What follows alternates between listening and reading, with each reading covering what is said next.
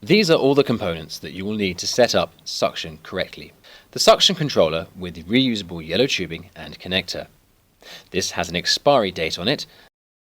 This is the reusable jar, and the 2-litre disposable Vac-Sax liner fits into this jar.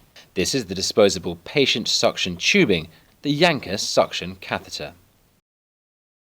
Ensure the reusable yellow tubing is connected to the base of the controller, pipeline protector part, at one end as shown, and at the other end into the disposable liner that sits in the clear Perspex jar. This is the end with the connector. Then turn the suction controller on to expand the liner in the jar as seen. Turn the suction controller off while you connect the patient suction tubing and Yanker. Open the patient tubing and throw away the extra opaque connector, as this is not needed.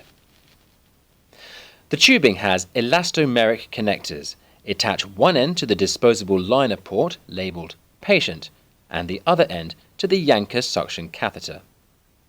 This has 2 layers of packaging, and you need to keep the Yanker suction catheter in this packaging after connecting to the patient suction tubing.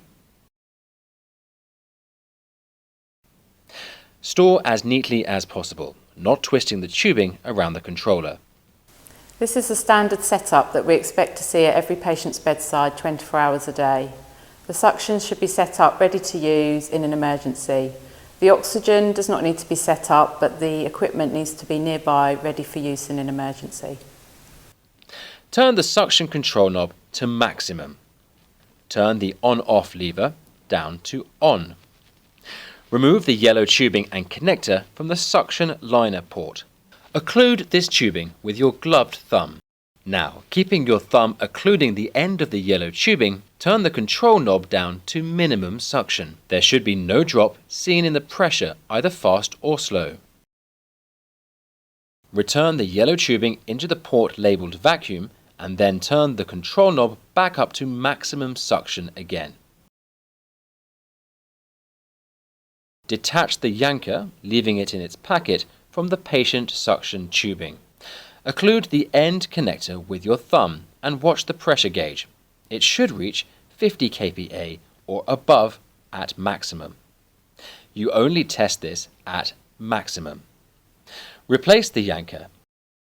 Store neatly and turn the suction controller off by pushing the on-off lever upwards as shown. Turn the suction down slightly from maximum. You will find ward laminates that show this test. Once you get onto the wards, you should undertake a clinical competency regarding this.